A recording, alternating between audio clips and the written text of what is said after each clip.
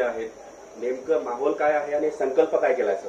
खूप चांगलं एक वातावरण आपल्याला बघायला मिळत आहे. फक्त माझे कार्यकर्ता नाही, तुम्ही तिथे गेल्यानंतर तुम्हाला कळेल की कोणकोणत्या विशिष्ट जातीचे लोक तिथे आलेले आहे आणि सगळ्यांची एकच इच्छा आहे की मागच्या 10 वर्षामध्ये ज्याप्रमाणे मी काम केलेले आहे आणि विशेषकर मागच्या 5 वर्षामध्ये एक खासदार म्हणून या जिल्ह्यामध्ये जे काम केलेले आहे ते लोक संतुष्ट आहे. म्हणून त्या आधारावर ते पुन्हा रस्त्यावर आलेले आहे, माझ्यासोबत ते जाणार आहे फॉर्म भरण्यासाठी. तर माझा विश्वास आहे की यावेळी सुद्धा ही मी जिंकणार आहे. पक्षांतर्गत नाराजी आहे अशी सूत्र सांगतायत, काही पक्षाचे नेते उपस्थित राहतात. स्वाभाविक आहे की एक मोठा पक्ष ज्याचे लोकांनी खूप मेहनत घेतली होती माझ्या विजयासाठी, ते पक्ष माझ्यासोबत नाही आहे. थोडा फरक तर पडणार आहे, पण असं नाही आहे की सगळे लोक माझ्या विरोधात आहे. त्या पक्षातलेही अनेक लोक जे आहे ते माझ्यासोबत आहे आणि मी त्यांचा ऋणी आहे की त्यांच्यामुळेच मी दिल्लीपर्यंत येऊ शकलो होतो. आणि आज अनेक समाजाचे लोक जे आहे तेही माझ्यासोबत जुळलेले आहे. मग हे आहे ना की कुठेतरी लॉस झाला तर कुठेतरी फायदाही झालेला आहे. 13 मे साठी जलील साहेब सज्ज आहेत.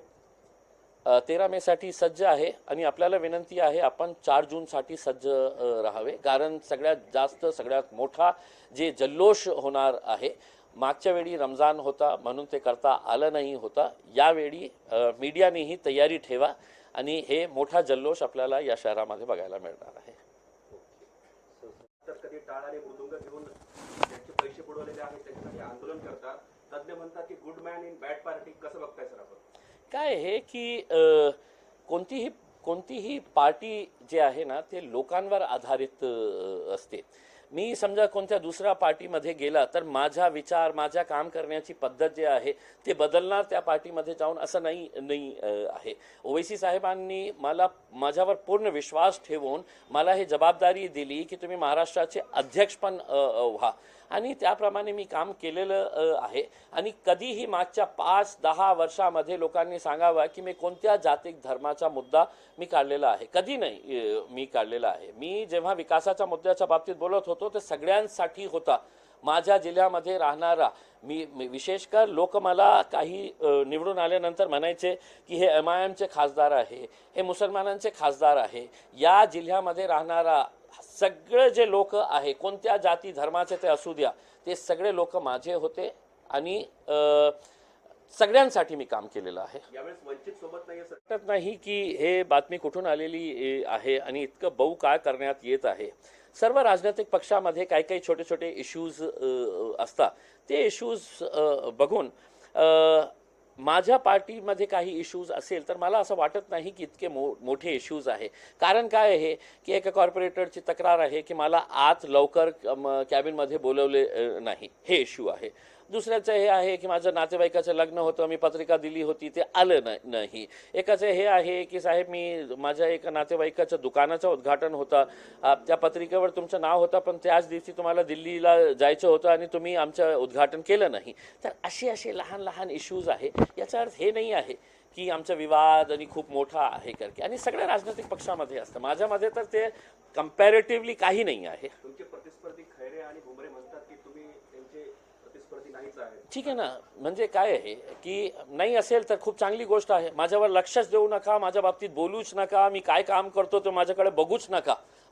आणि मी काही व्हॅल्यूचं नसेल तर कृपा करून कोणी पत्रकार विचारलं आपल्याला माझ्या बाबतीत तर त्यांना हे सांगा की ते किरकोळ आहे, त्यांना काही देणं घेणं नाही. तुमचं जे कारकीर्द आहे खासदारकीची की 2 वर्ष वाया गेली आणि त्यामुळे तुम्हाला अजून चांगलं हे मला वाटतं की हे खूप माझ्या जिल्ह्यासाठी हे खूप नुकसानाची हे होती की 2 वर्ष मला 1 रुपयाचाही फंड मिळाला नाही. कारण निवडून आल्यानंतर 2 वर्ष पूर्ण वाया गेली. सगळं लॉकडाऊनमध्ये गेला, लोकसभामध्ये पण बंद होती आणि 1 रुपयाचाही फंड आम्हाला दिल्लीवरून मिळालेलं नाही, जे आमच्या हक्काचा होता. मग 3 वर्ष मिळाले काम करण्यासाठी आणि 3 वर्षामध्ये जे काही करता आलं त्याचा सगळं हिशोब मी एका पुस्तिकामध्ये तयार केलेली आहे.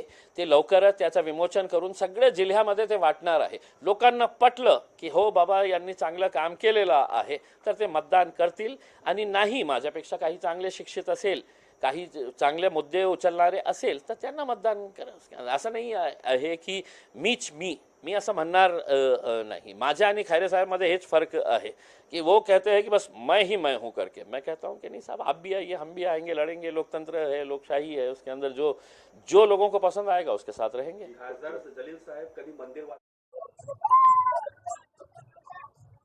क्या कहेंगे आज जो रैली निकल रही है? देखिए, आपको देख सकते हैं कि मजलिस इत्तेहादुल मुस्लिमीन के पिछले 10 सालों का परफॉर्मेंस कि आज औरंगाबाद में इम्तियाज जलील साहब के नामांकन के मौके पे हर समाज और हर धर्म के लोग मौजूद हैं और ये तादाद और बढ़ती जाएगी. थोड़ी देर के अंदर 15 मिनट का इम्तियाज जलील साहब आएंगे इंशाल्लाह. हजारों की तादाद में अपने चाहने वालों के साथ जाकर आज फॉर्म भरेंगे. यहाँ पर जो है न सिर्फ मराठा समाज बल्कि ब्राह्मण समाज और दलित समाज के लोग यहाँ पर आए हैं. वो लोग आएंगे इसलिए कि पिछले 5 सालों में इम्तियाज